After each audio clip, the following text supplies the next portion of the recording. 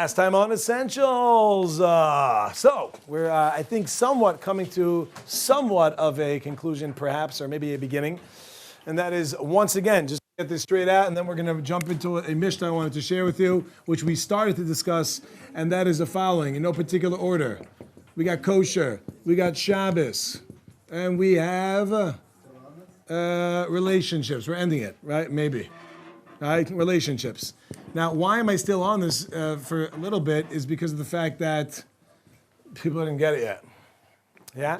So, what we're saying is, assuming there is no God, there is no Torah, it never existed, it never was, it never will be. So then, kosher doesn't matter. You can eat whatever you want. Shabbos doesn't matter. You could take whatever time you want and not time. Keep it, don't keep it. In relationships, also, you're welcome to do whatever you want with them, sleep with whom you want, whenever you want. I think we can somewhat, some of us, some others have a hard time understanding this or agreeing with it, but I think that most of us can agree with the fact that at least the relationships one is something which wouldn't be a good idea, nothing to do, not with God, but having to do just with the idea of being a human being, the way I understand it. And if you disagree, that's up to you, and good luck with that. But meaning to say that most of us, if we are in a committed relationship, although we might be tempted to be adulterous, wouldn't want to do it in order to not risk the loss that you will incur for doing such a thing. Okay, this is that's if there is no God and you are certain. What if there is a God? So now, just to sum it up, for those who are just coming now, the question is, we're asking, is it worth it to keep the Torah and keep the mitzvos, even if you're not sure if it's true? Even if you're not sure. If you are certain that it's not true, so then yeah, do whatever you want, right? And there's not really a loss. Maybe some of the things are worth it to keep anyway, but for the most part, probably not. What if you are not certain, you are unsure? Is it worth it to follow it anyway? And the answer I would like to suggest is it is worth it to follow it anyway, even if you're not sure. Even if it maybe there's nothing. But there might be there's something. And if there's something, so then, if you're wrong, therefore it's worth it. Now, there are those that would say, well, okay, then why Judaism? Why not another religion? And that we'd have to get to in a moment. I'll explain that perhaps. But before we get into explaining that, at least understand that it's worth it to keep a religion. Let's say there would just be one of them. It's worth it to keep it, but maybe that's right. Because what happens if it's true? If it actually is true. So, if you lived your life and you followed the mitzvot, you followed the Torah, and it turns out to be true, so what ends up happening? Not only did you gain in this world, and what I mean by that is that to every negative that we're losing out, what I mean by that is if you're a religious Jew, so then you can't eat whatever food you want, you have to keep certain holidays where there are things you have to stop and can't do things, and within relationships there are boundaries. So what happens if you keep them? What do you end up losing? Do you end up losing? Yes, you end up losing. You can't eat bacon. You can't eat pig. You can't eat pig with bacon, which I think is the same thing. But the bottom line is, right, you lose at that. And you can't work on certain days. You might lose business deals or whatever. And you have to be in one committed relationship. Okay, let's say that would be the case. Is that a loss? Yes, but it's also a gain.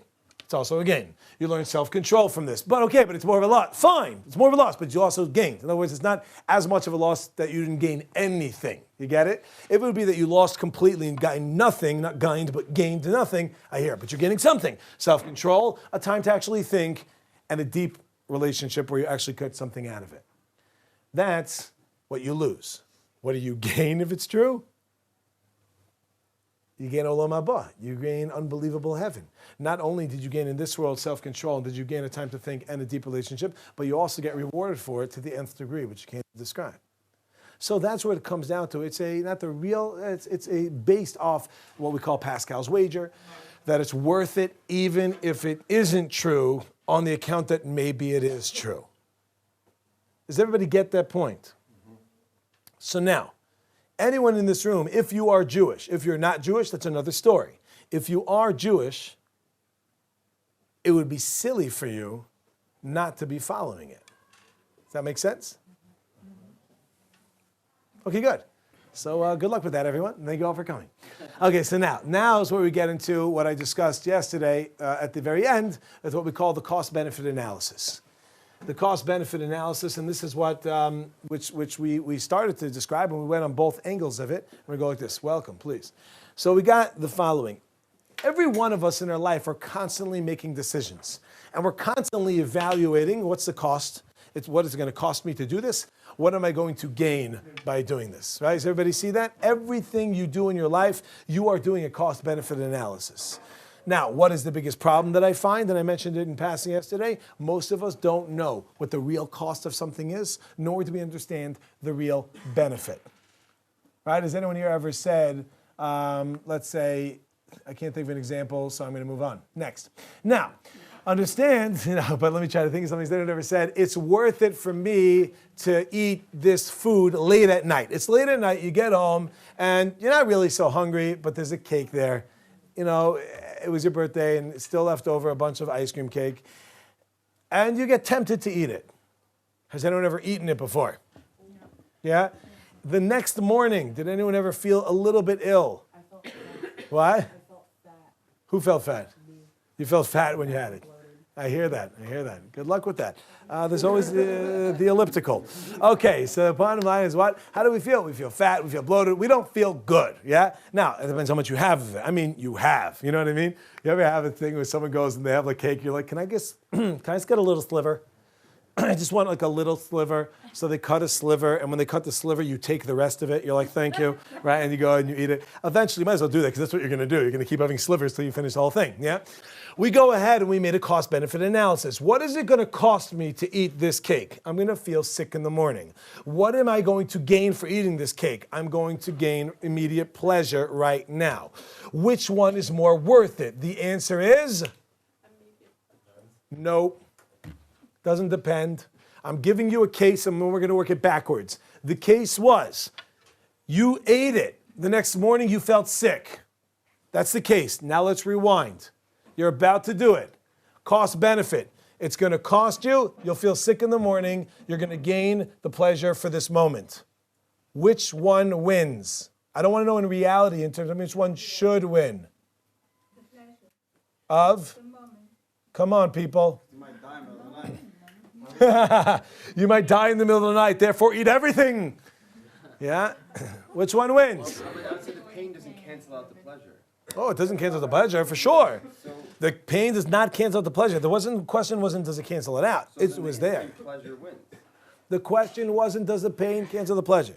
The question is, at the end of the day, when you go ahead and you look back on it, and you now were to be asked at the moment in the morning, should you have eaten the cake?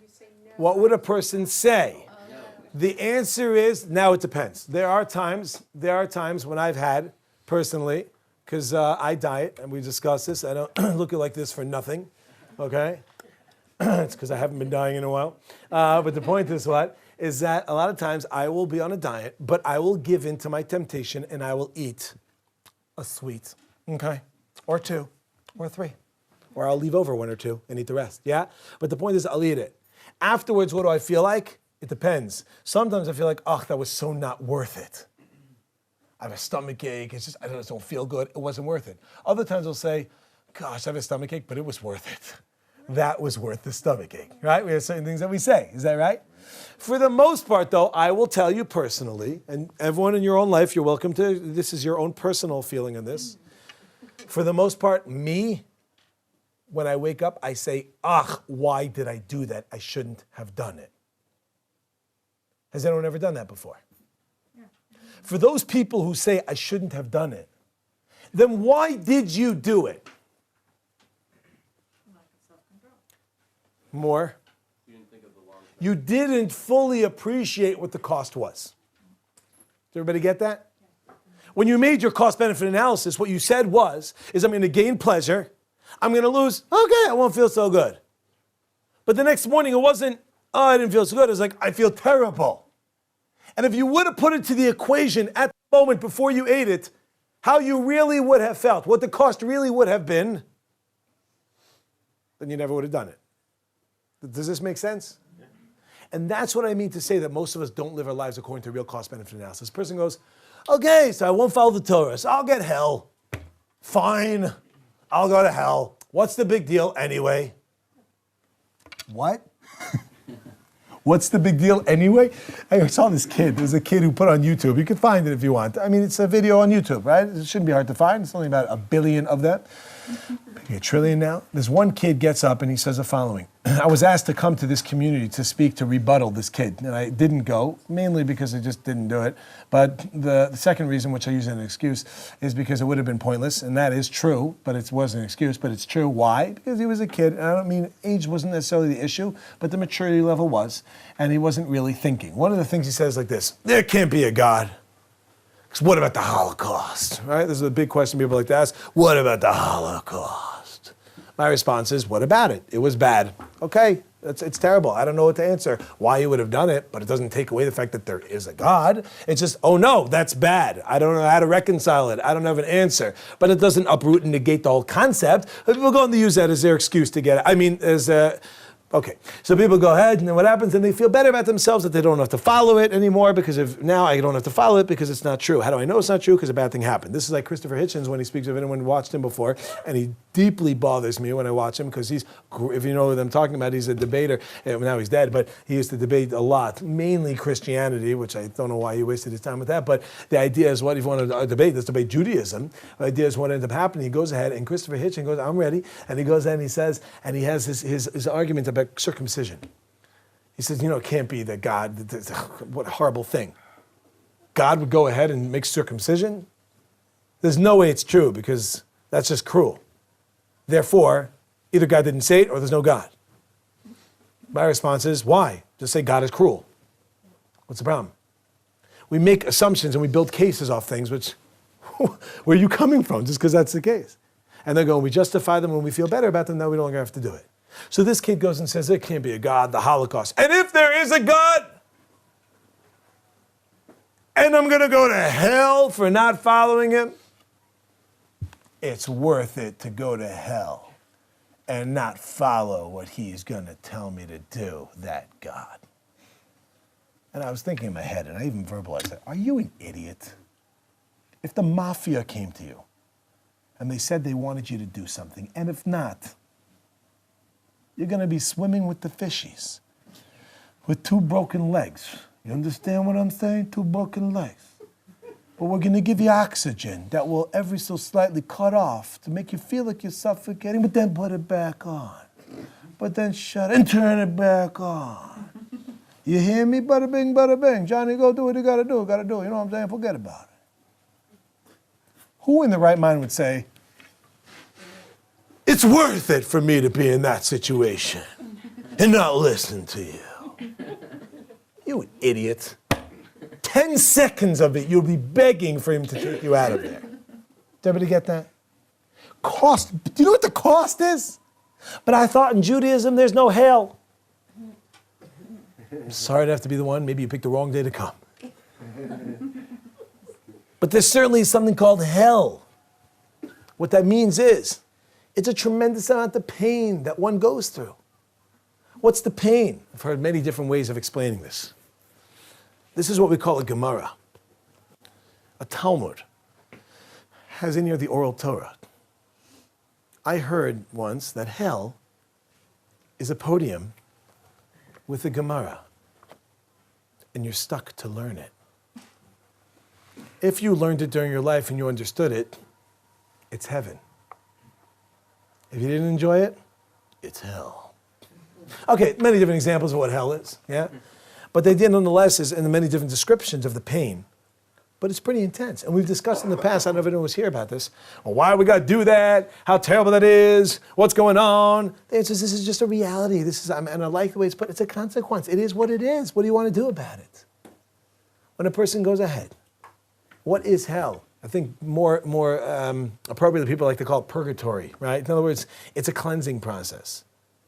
It's if somebody does something, they have to be healed. It's a healing process. And healing can be very painful sometimes. Anyone here? Yeah. Isn't it the same thing as life in general? That's right. Sometimes it feels like life is a living hell. And That's you right. struggle with like mental illness and depression and bipolar disorder and all these things.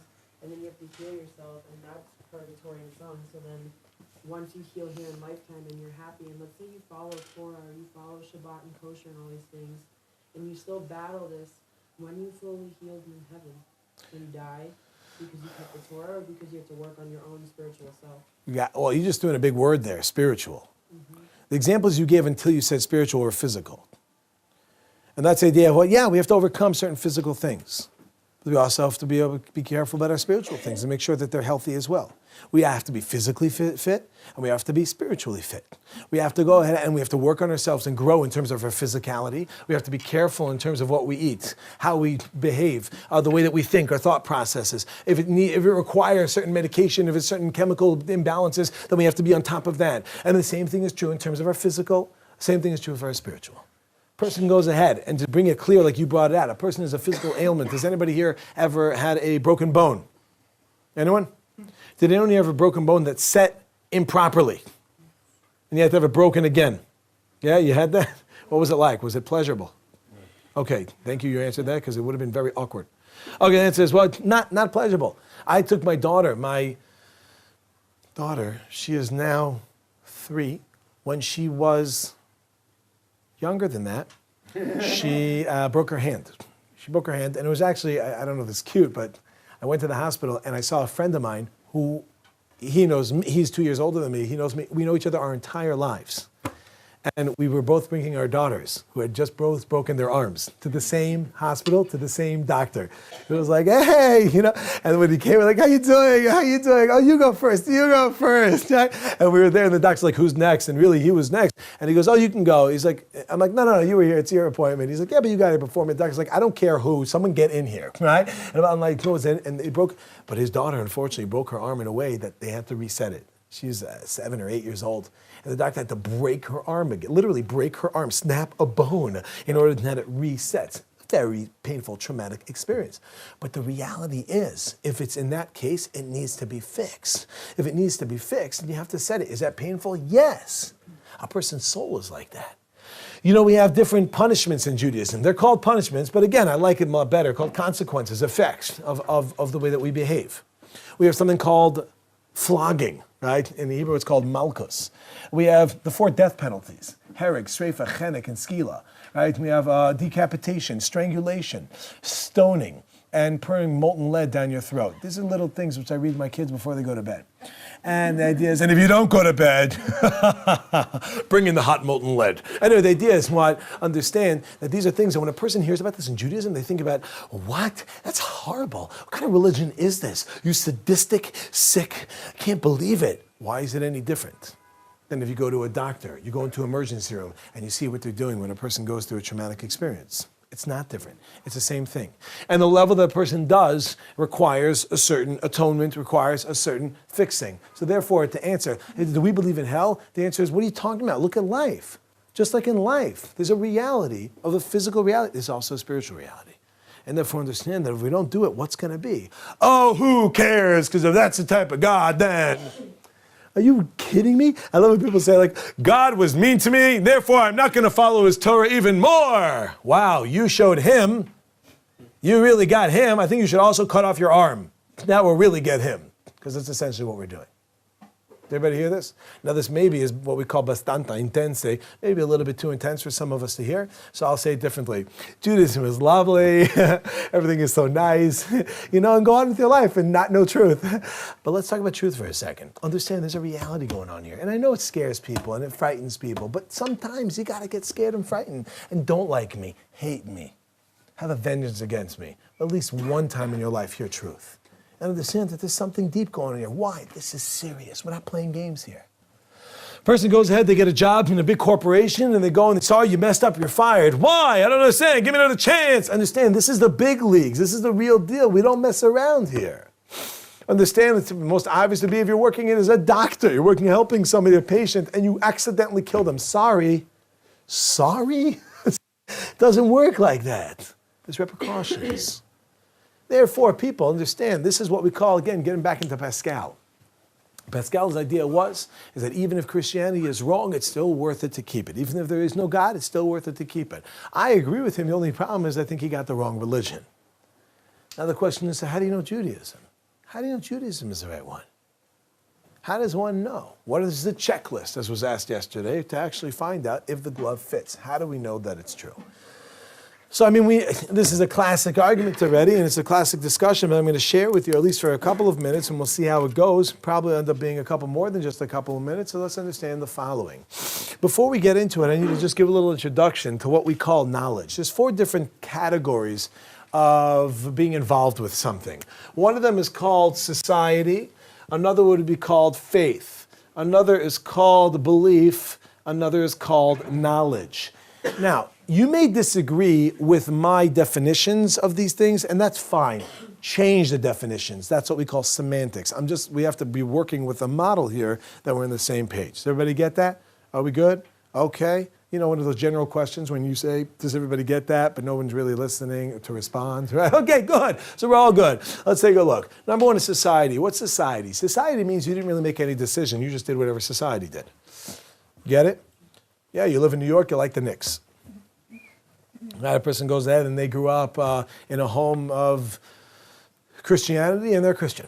Right? A person goes up in a Jewish home, they're Jewish. Someone goes up in Iran and they are a fan of the Iranian missile team. Right? Okay, now you have different, whatever you are. Okay. That's called society. No real decision, real anything. Okay, what's faith? You gotta have faith. What's faith? Anyone? What's faith? Belief in something, what's that? Belief system. A belief system? Good, which doesn't have logic or evidence. No evidence. So we go ahead and we find this concept. Now people want to go, now how do we know that we're right? How does a person know? How do we work it out? So let's take a look at step by step. Step by step works like this. You basically have to ask yourself a very simple question. Anytime there's a religion that comes, that exists, there's a very famous, what I'm about to share with you right now is what's called national revelation. Some of you maybe have heard it before. If you have, fantastic, it's review. If you haven't, you'll hear it now. And if you want to look it up yourself, just go on Google and type, did God speak at Sinai? The very first piece that comes up, don't look at it, it's an inappropriate video. But the second thing that comes, no, I'm just kidding, it's the third one. But the very first thing that comes up is an article from Aish.com. This is Aish HaTorah that spells out everything I'm about to show you. I'm not going to tell you the whole thing about it, but I'm going to tell you at least what the main part of it. I mean, there's a lot to it. But again, so we have the society, faith, belief, and knowledge. Societies that just go with it. What's faith? Faith is I want it to be true, therefore. I have faith in someone. Why? When do you have, I have faith in you? It's because I really sure hope as heck that this guy knows what he's doing. Yeah, I don't know. I don't have any evidence, but I will. What's belief? Belief is an educated guess. Good. Belief is where you have some evidence, but it's not conclusive. I have evidence that's pointing in a certain direction, but it's not conclusive, right? And therefore, I take along with all these different things, I go with it. What's knowledge? Something you know is true. Knowledge is something you know is true, good. But it's what we call somewhat of conclusive evidence, at least beyond a reasonable doubt. In other words, could it be it's not 100%? The answer is yes. Knowledge doesn't have to be 100%. As a matter of fact, the majority of our lives, if not all of it, is based off non-100%. The things that you say you know, you don't really know. You just have a certain amount of evidence that points in a direction that it is so. How did you define belief again? Belief is when we have evidence, but it's not conclusive. There's some evidence, right? There's something, right? Most of the things that we know, we don't have 100%. I would say even all of them, but I don't want to get stuck into a fight over there, majority of them. We don't know our parents are our parents unless you took a DNA test, and even then, how do you know you're trusting the organization that took the DNA? Maybe they're lying to you. Do we understand that? No, they have a certain amount of trust. Okay, so that's called knowledge based on evidence. Did we get it? No matter what, we trust so much in our society. We trust so much. You buy at the store, you buy a little wafer at the store, you are trusting. You know how many companies you're trusting? I should probably look into this to find out one day. How many companies are you trusting when you buy a wafer, a chocolate-coated wafer? You're trusting the company that made the wrapper, that it doesn't have any sort of contaminants in it. You're trusting the people that sent the ink to the company to make the wrapper. You're trusting the people who give the flour. You're trusting the people who give the nuts. You're trusting the people who give, et cetera, et cetera, et cetera. The list goes on. Everything we do in our life, we are trusting tens of people.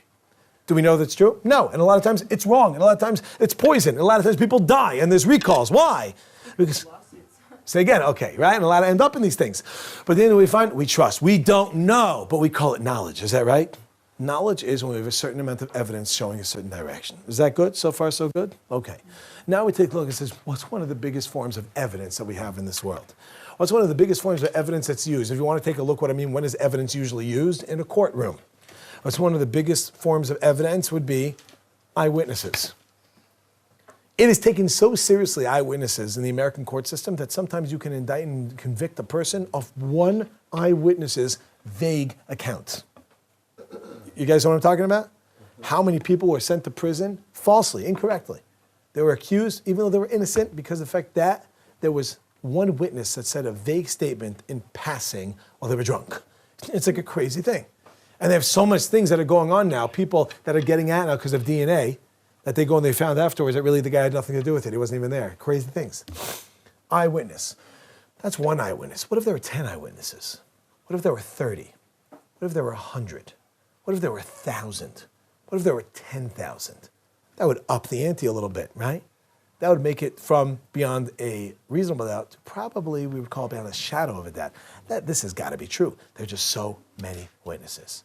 Now let's take a look in every religion and take a look at the base of the religion. Take a look at the core of the religion. Let's play a game. It's called the believability game. I'm your host, Friedman. Let's begin. Okay. Scenario number one. I would like to tell you what happened to me last night. Last night, I was at home. I was eating dinner. I was late at night. I shouldn't have eaten it. In the morning, I felt horrible, but I made a wrong cost-benefit analysis. Now, I go ahead, and as I'm eating the dinner, my house started to shake. The roof opened up. Let me just do this quickly. Please stay with me now. I know it sounds a little crazy, but listen, what could tell you it happened? The roof opened up. A star fell from the sky into my kitchen. A little man came out and told me that he is the God of the Star of David, and that I should join his religion. You probably think I'm nuts. I'll prove it to you. He branded me the God of the Star of David. Did you prepare that? No. The God of the Star of David did. What could I tell you? That's amazing. I know. And he told me I was going to meet all of you today. I should tell you this, and you should all give me $100. Pay up. Now, did this happen? Yes or no? Or maybe there's another answer. Did it happen? No. How do you know? You can't know for sure. Highly unlikely. What's that? Highly unlikely. That's different than no. In your opinion, it happened. In my opinion, you mean my I mean, facts. are you, Did this happen? it happened to you, Do you not have to us. witnesses that it happened? I was there. Anybody else? I was there, I told you. That little guy that came out. The little man. Yeah, he left now, but he was there. The chances of it happening are so small I can conclude that it probably didn't happen. Good, but you changed from no, didn't you? Yes, I did. The answer is probably not. Probably not. Probably not, but maybe. You weren't there. It's unlikely. Sounds absurd, but you weren't there. You can't tell me no. Okay, people, it wasn't just me. It was me. My wife and kids were there also. Did it happen? Maybe. Still maybe. We've raised the stakes a little because we have more people. We can go check it or whatever it is. And even then, let's say you check and they say it too. But still probably not. What if I told you it wasn't just me and my family? You were there also. Yeah, you. Okay. Do you remember last night? You were at my house when this happened. Okay, great. Let's get this religion off the ground. Let's start. Yeah?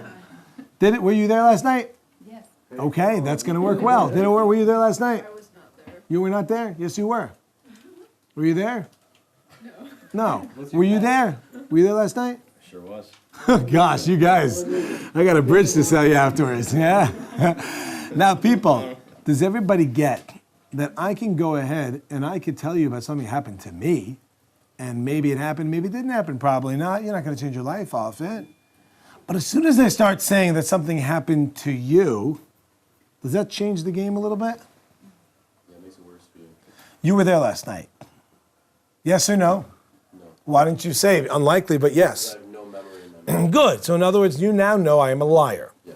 Case number one is it happened to me. Case number two, it happened to me and a few group of people. Case number three, it happened to you. You know that's a lie. Yeah, we have a little interesting storyline that we have in Judaism, which unfortunately we're not going to be able to get through the entirety of it, but I will attempt to do it.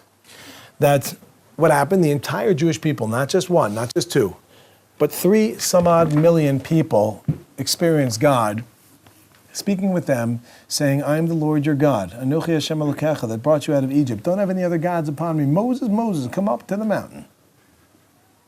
Now, if you wanted to say it was some vague thing, that they said, wow, they saw something, and they're like, oh, they thought that it was something together, that's one thing. But would you ever have people hallucinating and they're like, wow, did you all hallucinate that? Right? It doesn't really work as well. You understand? It's not exactly Moshe, that doesn't really exactly work. Does everybody get at that point that now it starts to become ridiculous? If you tell the group of people themselves and they weren't there, then all of a sudden there's a bit of a problem. Yet interesting that our storyline goes that Moses comes along afterwards and he's telling the whole Jewish people what they experienced, and he starts to describe it, and all of them are like, yeah, that happened. If it didn't happen, what would they have done? They would have shot out of the water immediately, but they didn't shoot out of the water immediately. Why not? Because it actually happened. But now you go and you say, but maybe somebody made it up. Maybe really this never happened, and just thousands of years ago, a guy proclaims that this happened, and now it's coming again to the future, and now it's happening. And there you go, I give you the book called the Torah, and here you go, take a look at this Torah, and you're reading it, like, what is it? You're like, just take a look, it's from your ancestors. From my ancestors, you go and you read it, you get to the part where it says, and God came to the entire Jewish people, and he spoke to them. He said, I am the Lord your God, who came before you, and do not have any other gods above me. Moshe come up on the mountain, and you're like, wait a minute, you mean to tell me the most phenomenal event that ever occurred in history, and my father never told me about this? Something's a little bit up here. Does everybody get that this is something which immediately would be lost and wouldn't be able to continue throughout the generations? It'll be lost immediately. There's no way that it can happen. Right? So a person goes in and we say, like, okay, maybe the bottom line is not, well, maybe they, it just progressed over time. I want you to come up with the theme, and I want you to actually try to figure this out. I'm not asking a question of could it have happened, could it have been made up. That, okay, anything can be. Is it probable? Is it logical? Does it make more than less sense that it was made up, or make more than less sense that it wasn't made up? Not only that, let's go a little bit further. Understand, you can't convince, if Moshe would have come down and said, hey, people, it was me, I experienced it, and now let me tell you, then could have said, oh, Moshe, wow, we're in. But he says, you guys experienced it. Oh, Moshe, you messed it up.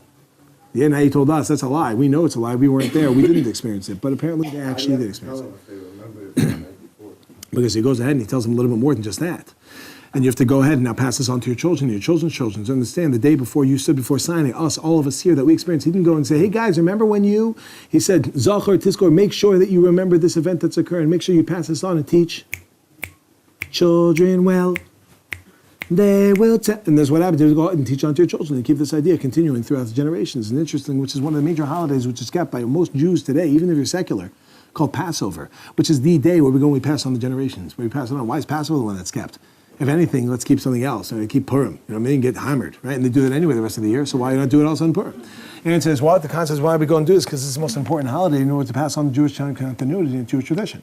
So then you'll say, well, maybe Moshe, there was some sort of, one-time thing, he was able to pull it off. If he's able to pull it off, how come no one else did it? We know everything that's ever been done has been duplicated. If it can be done, it's going to be duplicated. When Apple came out with the touch screen, the next day, 43,278 touch screens were made. I made that up, but a lot of them were made up. A lot of them were made. Why? Because as soon as it's there, it's implemented and it's done. How come no one else done it? Isn't that interesting? What's more believable? That God appeared to one person, and now you're going to decide if you're going to go with that person now, or God appeared to 300,000, 600, 3 million people. What's more what's stronger? Which is a stronger base? 3 million. How come nobody out of any religion of the 4,200 religions, according to Yahoo's best answers that we know today, none of them have ever claimed that God spoke to an entire nation? Because no one can claim it, because it didn't happen to them. And if you could claim it, you would claim it. Obviously, if there's 44,000 some odd religions, some of them must have known they've been making it up. How come they didn't take the strongest claim of millions of people? Because you can't make it up unless it actually happened. And here's the kicker in chapter 4, in chapter 4 or 5, check it out yourselves, verses 32 to 33, found in Deuteronomy. Not only is it that we're the only religion that ever claims such a thing, but it's predicted in the Torah that no religion ever has or ever will predict. Not predict, because that's not a word, but predict. National revelation. Isn't that interesting? Now, who would be the last person to give that prediction? Maybe the guy who was able to pull off such a stunt. Because if this guy could pull off a stunt, then he knows it can be pulled off. If he knows it could be pulled off, obviously he's not going to put into it, no one will ever pull this off, because he did it, why can't someone else come along and do it? In which case he would just be shooting himself in the foot to say no one else will do it. Let him say, not say anything at all, or say maybe others will, and then we'll have to discuss it. But the idea is that he actually puts it in there, it means something's going on. Maybe this wasn't coming from a man or a group of people, but maybe this was coming from a God. Maybe this isn't something that was just made up, and maybe it actually happened, and perhaps that's the reason why we have the storyline. So if you want to take a look and see, do the checks fit? Does it fit the bill of being true? Well, just take a look and see. What's the origin of every religion? Every one of them is one person or a small group of people coming and saying something. What does Judaism state? 3 million people going and accepting this, and it's predicted it's never going to happen again. And no one actually ever attempted to do it again. Something spoken to the people themselves, not previous or future, but you yourselves experienced it. If it was a lie, it would have been blown out of the water right away. So my friends, this is what I would call in the categories when we're dealing with society. We're dealing with faith, dealing with belief, dealing with knowledge. I would call this some pretty overwhelming, significant evidence that indeed we would take a court of law, would accept immediately, let alone anybody else, and go and say that, hey, this is probably true. Throw that in with the cost-benefit analysis of things. Actually, even if it wasn't true, it's still worth it together. We got ourselves a beautiful picture of maybe something we should be following. Now, I ended off here in a way which wasn't such a good tone when I said following. I should have said following. Because I said following, it sounds like I'm going to add more, but really I'm done, so following. Okay, everyone, it's been a pleasure. I'll see you when I see you. If I don't, then I won't. Take care. Have a great day.